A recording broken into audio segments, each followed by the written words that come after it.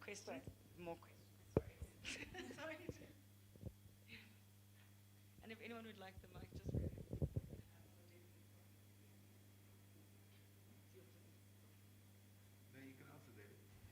just... Okay, so the commission still exists. The commission is holding, is the owner of all the information. The HSRC, with funding and assistance from the Department of Higher Education and Training, and they're also being helped by the CSR, is indexing and cataloging the data. So the commission has a huge amount of information and data that was never sort of admitted onto the record. So they're dealing with that, and that I understand could be a complex legal process of what can be made public and what can't. On the other hand, there's the record of the commission that contains all of the exhibits that were admitted and the transcripts and so on and so forth. Those ones I think might be an easy win if we kind of push for them to be made public as soon as possible. But yeah, the ownership is still with the State Capture Commission, which is under the DOJ, but it is separate, and it is being assisted there by the HSRC with their archiving.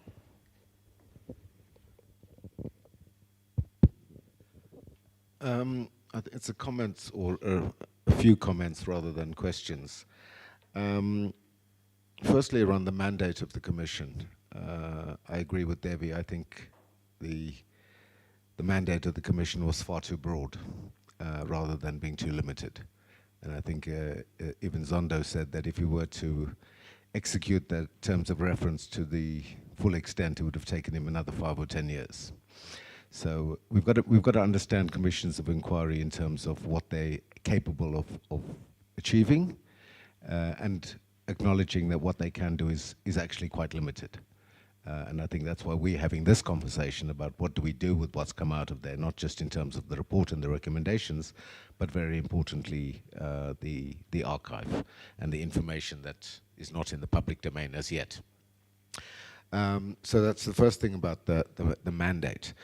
Secondly, and I'm not sure if I understood you correctly, Ariella, maybe I got it wrong, but in terms of the political processes and political decision making, I think if that relates to issues around prosecutions, then we need to be careful about that, because to make such claims without evidence is damaging to the institution. I think what Zen has spoken about in terms of resource constraints and other capacity constraints within not just the NPA but the criminal justice sector is an issue that we need to take up. And it's not to suggest we must go softly on the NPA. We must hold them to account, but also not fall into the trap of making unjustified criticisms of political involvement, especially in prosecutorial decision making. Just in terms of what do we do, so I want to sort of offer perhaps some kind of framework in terms of how we look at this. I would look at what's come out of the Commission and what we can do in sort of three buckets, as it were. One is the sort of investigations and prosecutions, the law enforcement aspect of those implicated in state capture, which is clearly spelled out in the reports and in some of the reporting by the NPA and the investigating directorate subsequently. The second one would be around issues around institutional capacity and rebuilding, which we've spoken about in terms of procurement, whistleblowing, appointment processes and the like, and very importantly, Parliament. But I think we can't talk about Parliament without talking about the issue of electoral reform, because the Parliament in its current guise is not going to change. And the rhetorical question that Zondo asked is, would Parliament act any differently now? Well, we know the answer because we saw it through the PPE procurement that they did nothing. So nothing has changed. Nothing is going to change there until we have that conversation around electoral reform. And then the third bucket of issues is to really address not just the sort of tangible cost of state capture, be it the human cost or the institutional cost, and quantifying what was stolen, but it's really the damage to the fabric of our society. And I think the catchphrase of the 10 wasted years has been misused and abused, but it is around what was the opportunity cost in terms of economic development during that period. What does it cost South Africa in terms of economic growth?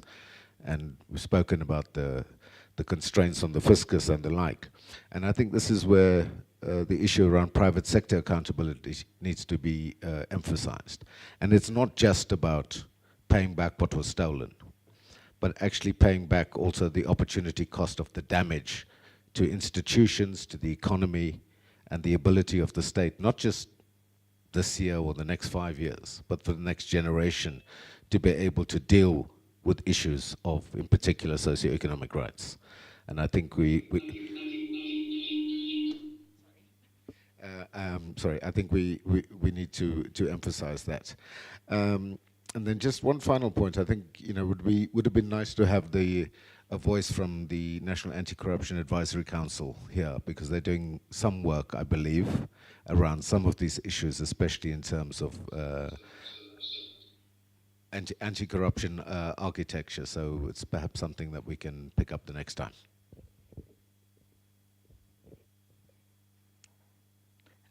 Thanks, Lawson.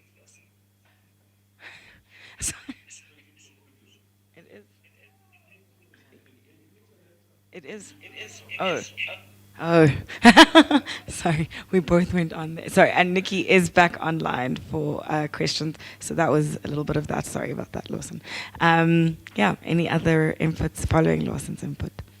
And also any questions for Nikki, because she's also online. Yeah. We have one mic.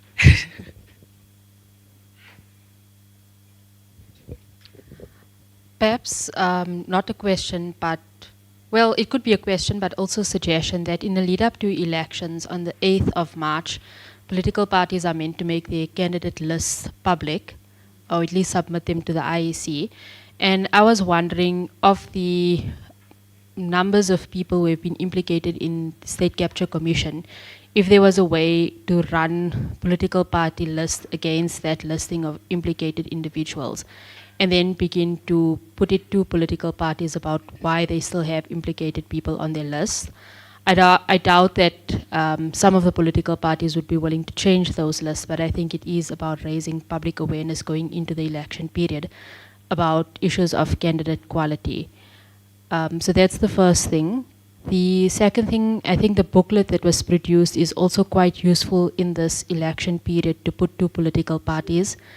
Or perhaps circulate to civil society organizations that when there are town hall meetings that are taking place, this is the basis on which you could use to question political parties about their commitment to issues of tackling corruption. And then the third thing is around electoral reform, just to support what Lawson said. I think it's a long-term fight for civil society into 2029. And there is a need to rally more strongly around this issue and galvanize public support, possibly around a common framework or common ideas around electoral reform that we want to put forward. And then the last thing is the issue of destabilization in the post-election period. So here I think we need to look at those who have been previously implicated, or deeply implicated in issues of state capture, now through perhaps a different political party looking at occupying a position of power and using the post-electoral period potentially as a period of further destabilization in the country. And this is really the same group of people who potentially may have been behind the July 2021 unrest, and giving thinking to what further destabilization could result in the post-election period.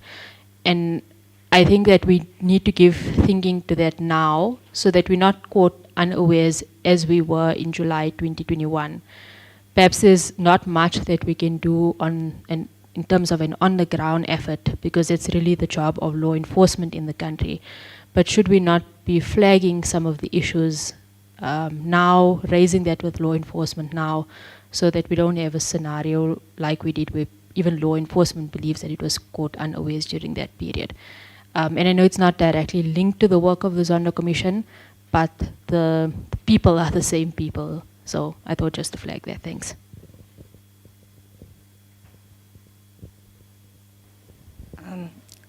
I just have one last thing to raise, which is just to urge that I think an under-researched thing here is commissions themselves.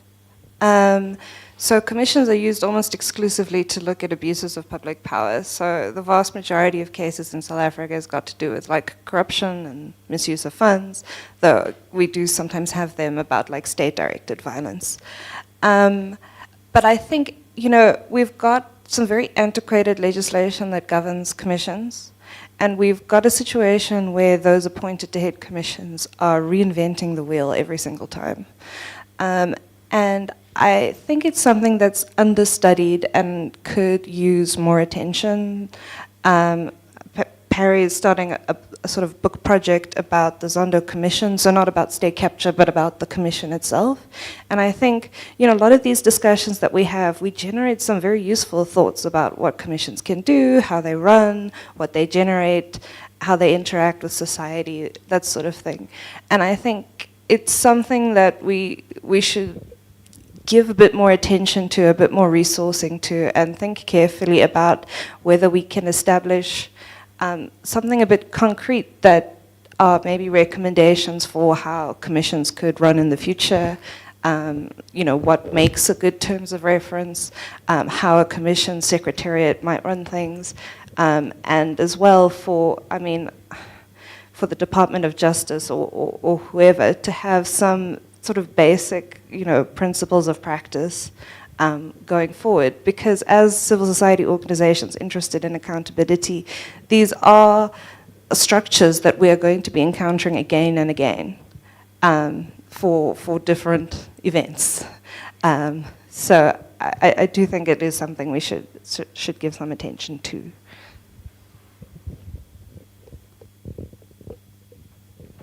There we go. I actually do agree with Devi. I think that's a good research proposal. I think also as part of that, perhaps looking at, you know, how much all of these commissions of inquiry have actually cost, how much could have been saved, had things been done right, properly the very first time, if, you know, the different stakeholders like Parliament and others had actually, you know, performed their oversight adequately. I think that will be quite important. But I also just remembered that, you know, there were things like the Kara Asmal report many years ago. And they've been commissions as well of inquiry where some of the recommendations just kind of fell through. And it might be important to also just pull that out and say, you know, we've had all of these commissions of inquiries, certain big recommendations that were made were never followed through on, and we think that, you know, this is a cause for concern, because what is the point of having a commission of inquiry if after 5 years from now we have another commission of inquiry because of some of the institutional challenges that were already identified by the Zondo Commission have not been dealt with since then. I think that would be quite important. On the question around the committees and Parliament and the good culture and them performing well, that's a difficult one. I mean, one of the things that has been said time and time again is the fact that SCOPA has worked quite well because they've had a chairperson from outside of the ANC in particular. And that has helped in terms of holding others to account. And I'm not sure if we should continue advocating for that a little bit more. The chances of it happening, I'm not sure. Probably we'll still have the same chairpersons across the board from the ANC, but it might be important just to reiterate that. I'm not sure to what extent it's the politics coming into play as opposed to maybe some of the MPs don't have the capacity. it's very difficult at times because, for example, with the public procurement bill, and this is my personal opinion, and perhaps others might share their opinion, we've engaged and made submissions, but even the questions are not, we haven't had much engagement in terms of like the questions from MPs, like why are you suggesting this? Does this make sense? And, you know, and the focus in particular, for example, with the public procurement bill has been the preferential procurement aspect of it. It's an important part, but it's not the only part. And that's the cause for concern for us, whether MPs have actually been engaging thoroughly as opposed to wanting to push bills through and legislation through before their term comes to an end. And I think that those are things that we should actually be calling out as well, like are MPs actually engaging once members of the public have taken the time to put together submissions? Are they actually engaging with the actual content as much as possible? I think that's something we can also note. In terms of it, is it a threat? I think it is a threat. We strong committees, definitely. Because how do you adequately perform your oversight if you're not challenging some decisions? A good case in point would be, for example, with the budgetary processes. A lot of the times, National Treasury comes before the portfolio committees in Parliament, and MPs are not fully challenging some of those decisions around the austerity measures that have been taken by National Treasury. So again, it begs the question, you know, are MPs paying attention to the finer details? So yeah, it's a very difficult question to answer, I must say. And perhaps, and just to throw it out there, perhaps those who've been engaging with Parliament a little bit longer than I have might be well equipped to answer that, yeah.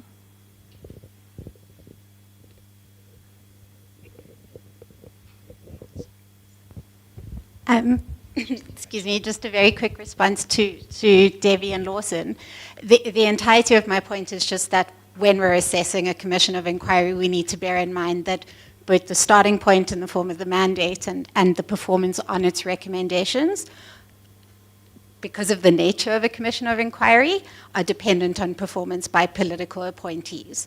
So I agree with you that the mandate was too broad. I was just saying that state capture is not only 2009 to 2018. So the commission was never going to address the entirety of state capture. And also I was definitely, I'm sorry if it came across as I was making an allegation that there's been political interference.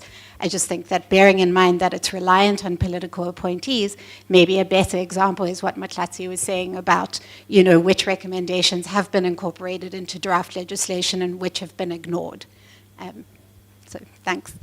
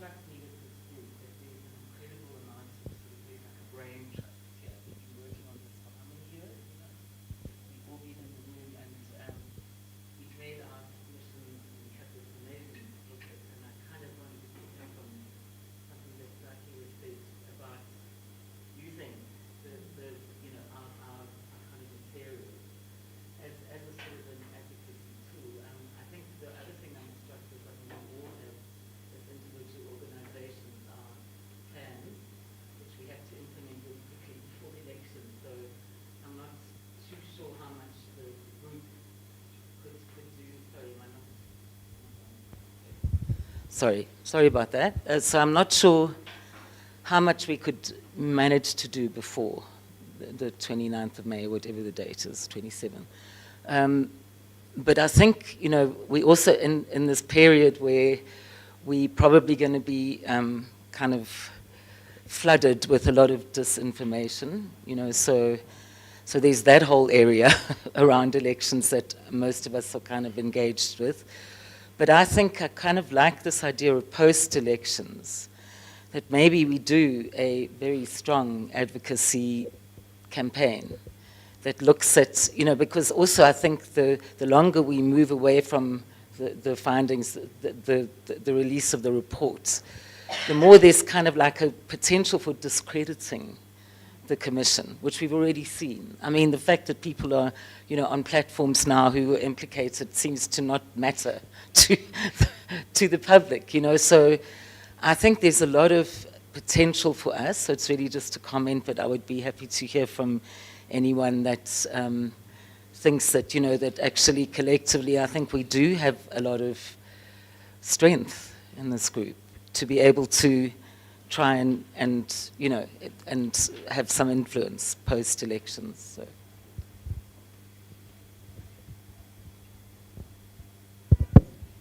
Is this? Yes, this is on.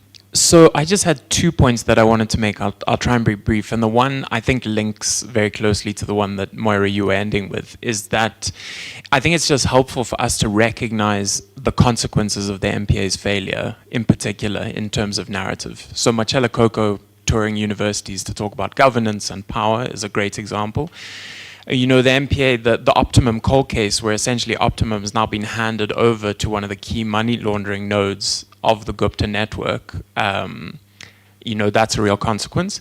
And I guess several people have been talking about this, that there's a resourcing issue. But the other big thing that I've certainly seen from the side of the MPA is that the institution doesn't seem to have kind of basic institutional mechanisms of performance management and of disciplinary processes. So certainly from the outside, politically, for example, it would appear that Shamala Batoya and others have wanted to deal with senior prosecutors such as Andrew Chauke, but it took 6 years to get to a process just to recommend a disciplinary process that will then take years.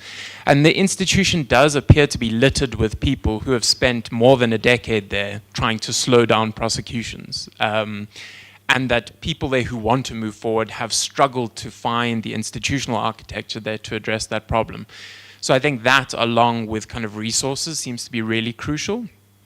And then the second point was picking up really directly from what Nikki was saying, which is that in addition to all the kind of institutional areas that everyone's talking about, it also seems quite helpful to look at some kind of broader areas where state capture is kind of, the mechanisms are being seen again. And I think that the energy crisis is one of those areas that could be really beneficial to look at. So I think Nikki mentioned this explicitly, but some of the contracts that Petro SA has been giving out over the last 6 months, and the way Petro SA is governed and held accountable by the accountable ministry, etc., is completely indicative of everything that we've seen with state captures, huge amounts of money, and a political class that appears to be making decisions based around extraction rather than around kind of a rational basis. And so that might also just be an opportunity for a focus area that kind of brings all of those concerns, into focus.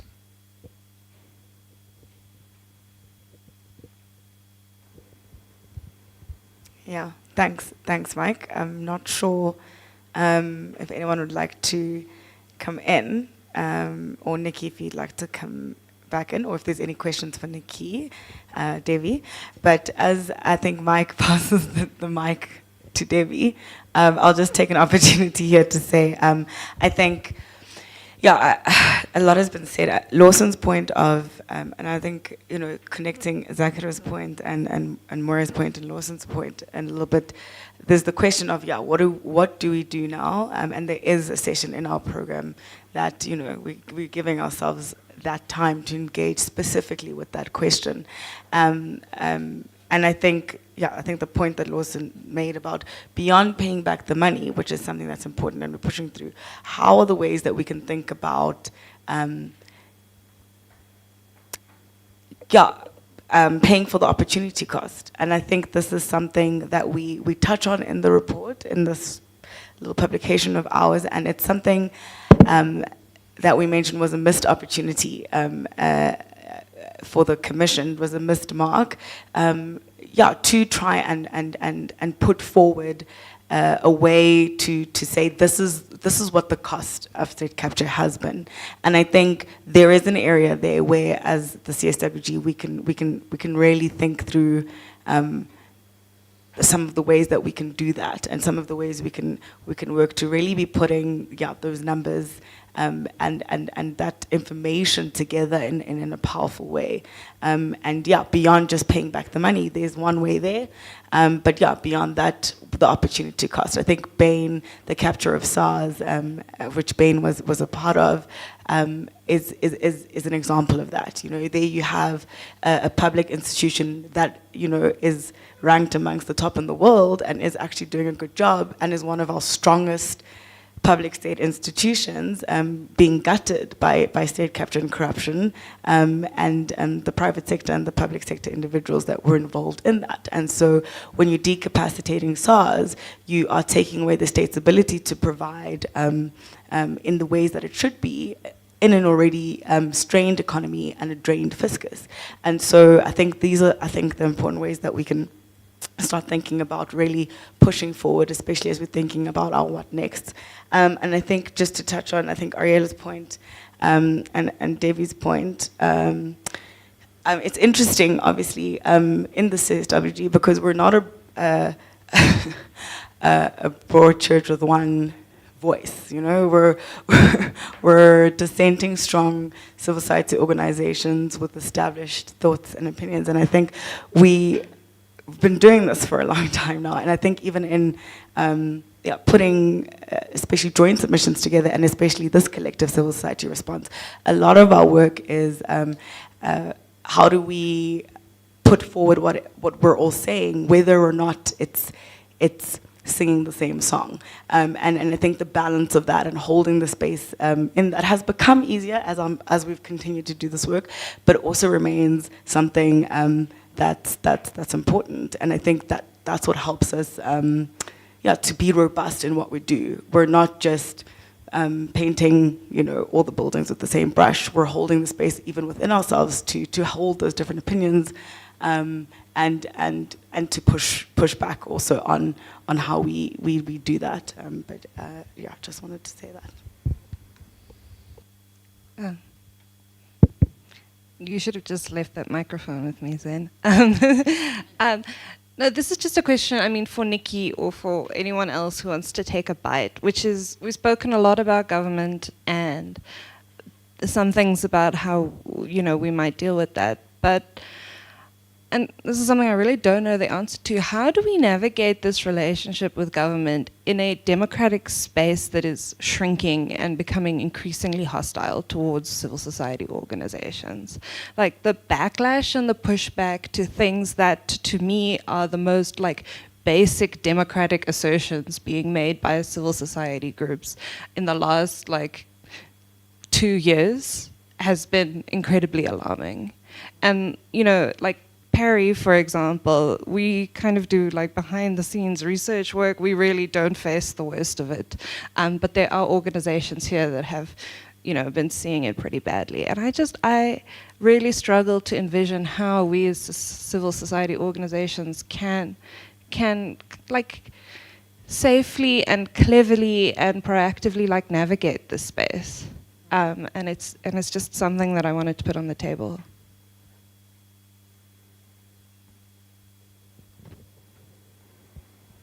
Yeah.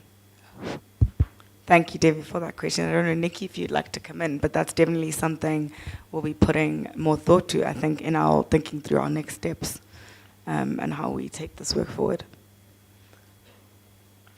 Yeah, Debbie, I think that's a very good and important question.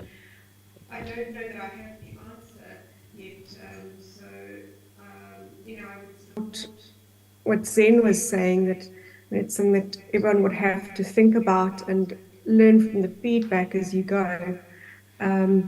Just as long as you don't stop doing what you're doing, and keep finding multiple fronts to act upon. It doesn't have to be a few, it can be so many different ones. You've already mentioned lots of engagements with Parliament, and you just have to keep doing it.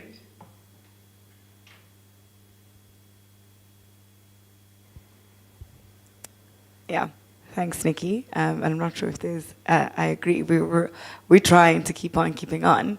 And like I said, I think we have just that time in the second half of this session, of this day, to really think and make some commitments, just all of us here, about what we'll do, but also to think through what are the strategic ways. I think what Debbie's bringing forward is important, I think, and us to reassess maybe who's not in this room that would be important to be in the room, and how do we think about that, and continue to be connected in the moment, but also not to take for granted that as much as we're in a democratic space and we're defending that, there is also a big pushback, and how do we deal with that? But I think just if I'm conscious of time, maybe if we can spend 5, we've gone over now, but I think we can give this discussion just maybe 5 more minutes, if there's anything urgent or pressing that everyone would like to draw on, or if Nikki would like to come in on anything else or further. But while I do that, I think one of the things that I think Nikki mentioned that were important, and Ariella also drew on, and everybody else commented on, was, this conception of how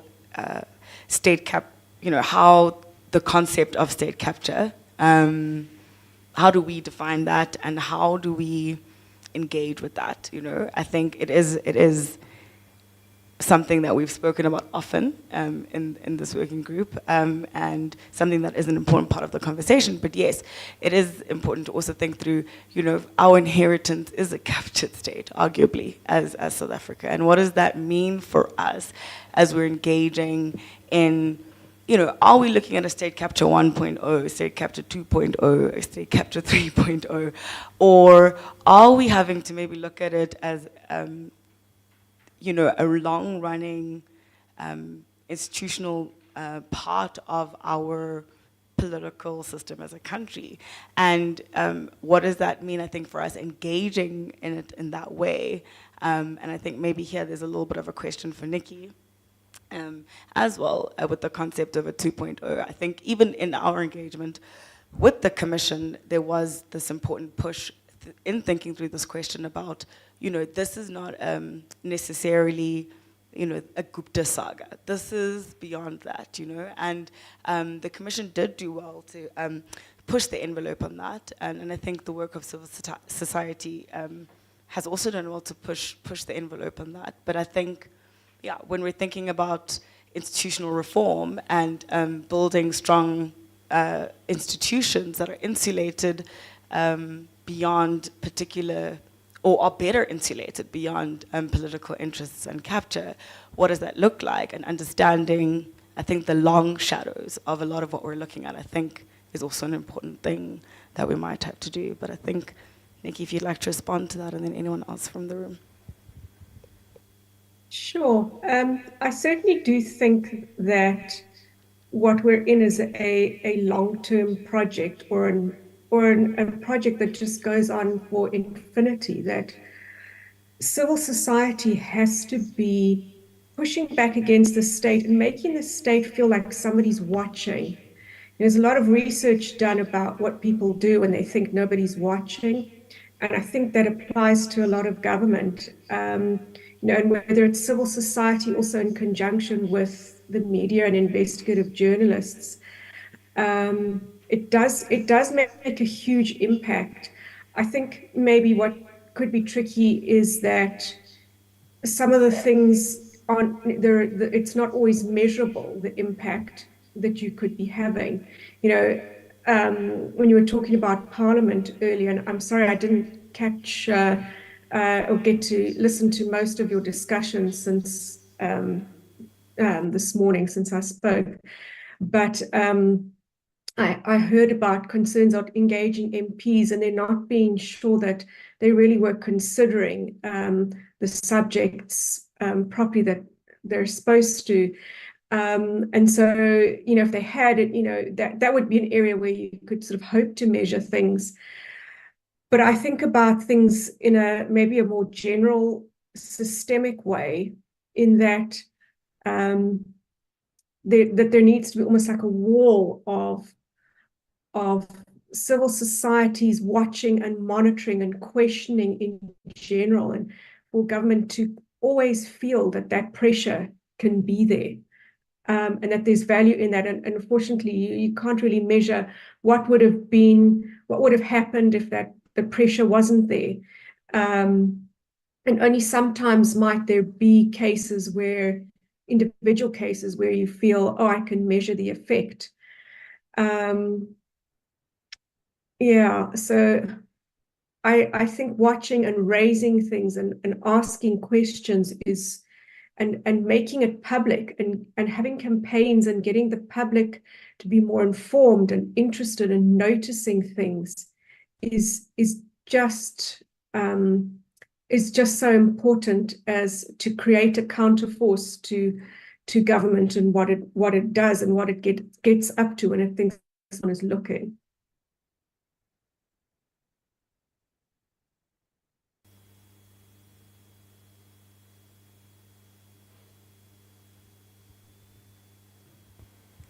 Yeah, thank you, Nikki. I was just looking around the room after your comment there to see if there's any hands or points anyone wants to make or further contributions.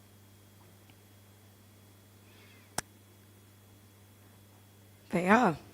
If not, I think everyone is ready for our refreshment break and for us to close the session. Nikki, I'm not sure if there's anything else you'd like to add. There's no questions from the room.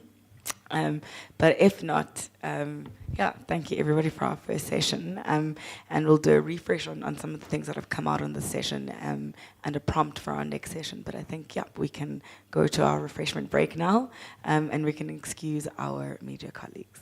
Thank you so much. Bye, everyone. I've got no more comments. Just best of luck and know that you're appreciated by society and all the work that you do. And I look forward to hearing from Zen later on what your outcomes were and things that you want to focus on. Enjoy your lunch. Bye. Bye. Thanks, Nikki.